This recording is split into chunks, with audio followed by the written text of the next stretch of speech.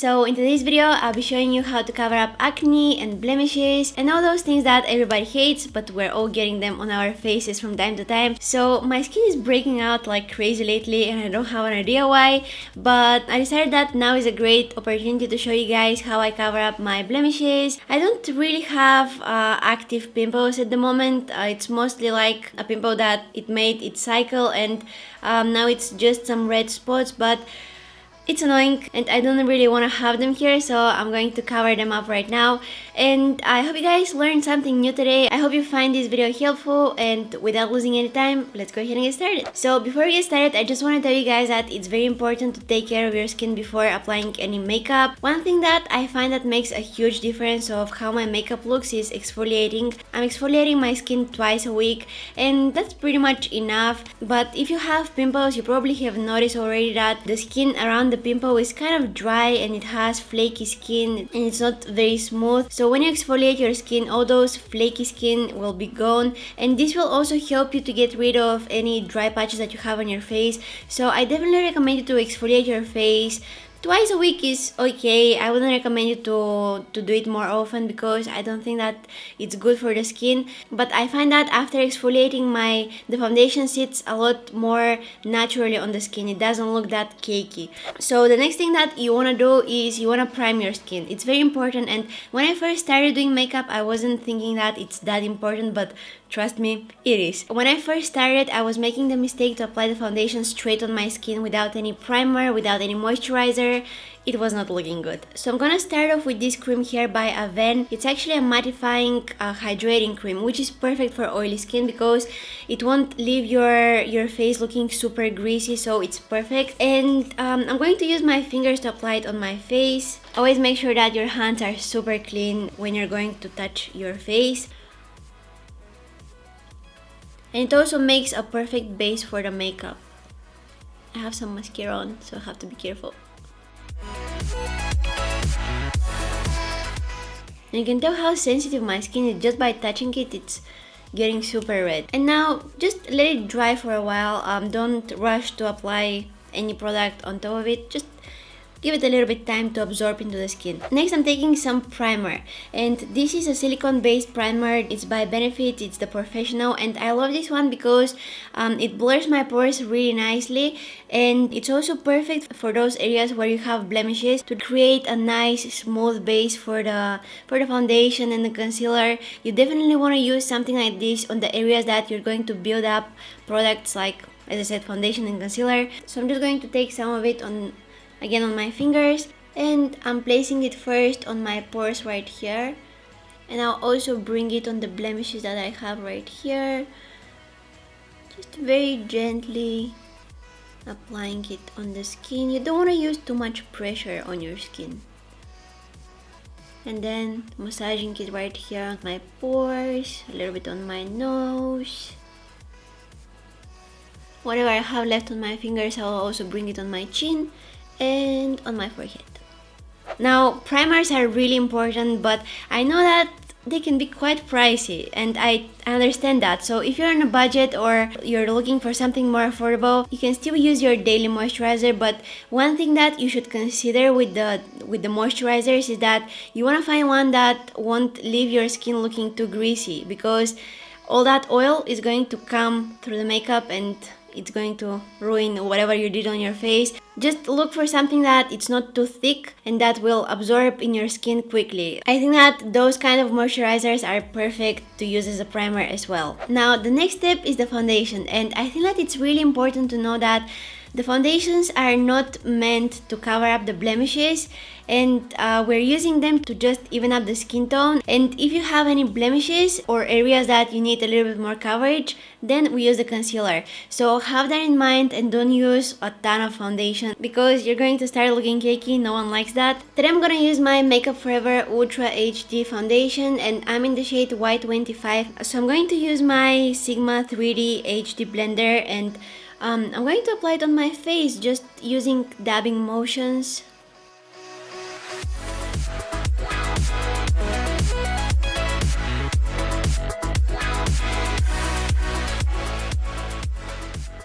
And this is not a full coverage foundation, but you can see how beautifully it evened up my skin tone, and you can also see some of my blemishes showing through, but that's okay because, as I said, I'm going to use concealer in a while to cover them up, and I'm going to use my Anastasia Beverly Hills concealer in the shade 1.0. You can use any concealer that you have, but what I prefer is the cream concealers because I feel like they're a little bit thicker and they give me a lot more coverage than the liquid ones. So this is a cream concealer and I'm gonna use my fingers to apply it. I'm taking this amount of product that's even a little bit too much, so I'm going to take the excess on the back of my hand, and then what I'm gonna do is I'm going to start pressing that product on the spots.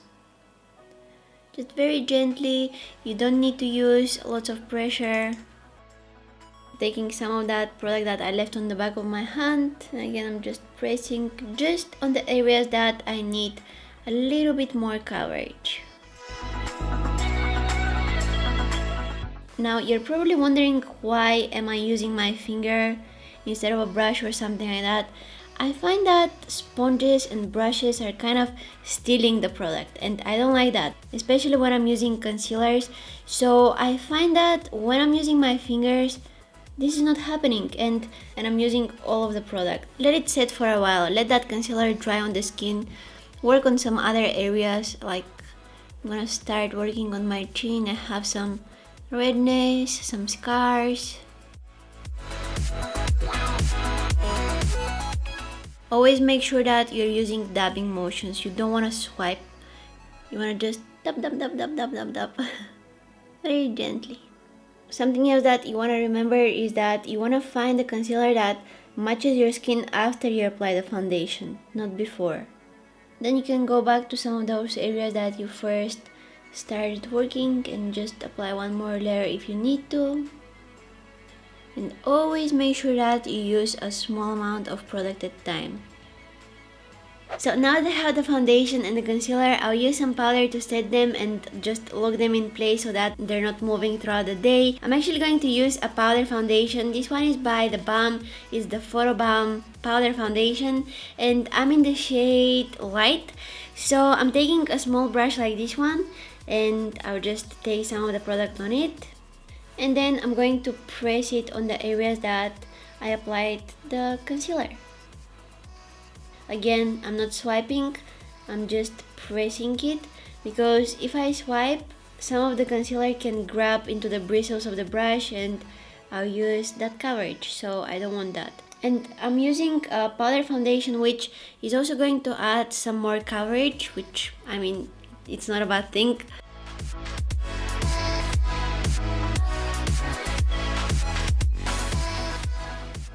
Now, if you have very oily skin, you can also go ahead and use your favorite powder to set your T-zone or any other area of your face that is getting greasy throughout the day. Personally, I don't have the oiliest skin and I kind of want to keep that glow that I have on my face right now, so I won't use any powder. But one more step that I find important is using a setting spray. I don't only use it to keep my makeup in place for the entire day, but I also use it because it's removing that powdery finish from the skin and it makes all the products that you applied on your skin to look a little bit less noticeable.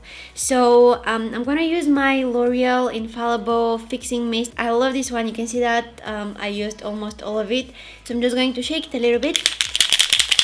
I love the sound that it makes. And I'm spraying.